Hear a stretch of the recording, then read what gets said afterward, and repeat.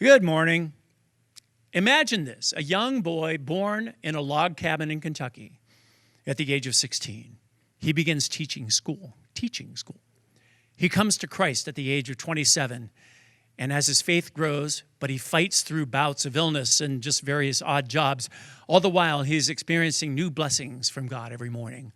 Thomas Obadiah Chisholm penned several poems, and he sent them to a musician friend of his named William Runyon. Easy for me to say. Runyon. Runyon was so moved by one of them, he prayed for special guidance in setting it to music. The result, Great Is Thy Faithfulness, did not catch on until several years later, and George Beverly Shea and the choirs of the Billy Graham Crusade spread it around the world. So there is our feature for this morning, another episode of Hymnody in History. Is that all? I mean, where's the drama? I mean, it's just kind of there. It doesn't go anywhere. There's got to be something else. Here we go. Born in 1637, orphaned and raised in the jungle by polar bears. No, actually, by his half-sister. He appointed chaplain to the King of England, imprisoned in the Tower of London because of his beliefs. Now we're talking Hymnody in History, Part 2. Thomas Ken is a man with two first names.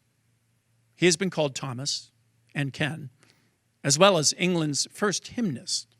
Since before his compositions, England only had sung the Psalms. He was indeed raised by his half-sister and her husband, and eventually enrolled in the historic boys' school at Winchester College. After he was ordained in the ministry, he returned there as a chaplain.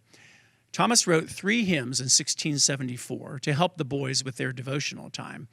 The first was to be sung upon waking, the second at midday, and the third at midnight if they had trouble sleeping. And that one you may know. It goes like this.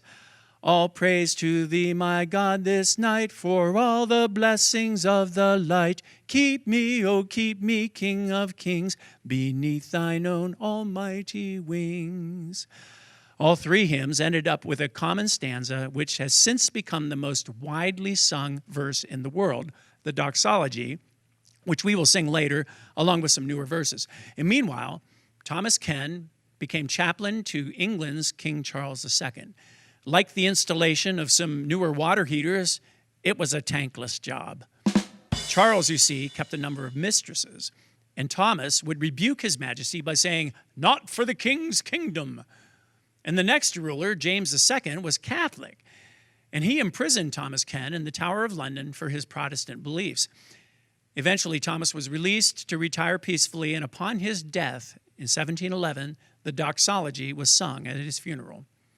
Today, we sing the doxology to various melodies, but most often to the tune entitled Old 100th, which is the hymn tune originally written for Psalm 134.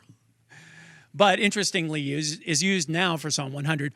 But that is another story, which, God willing, will be told in a future installment of the unfolding drama known as Hymnody in History.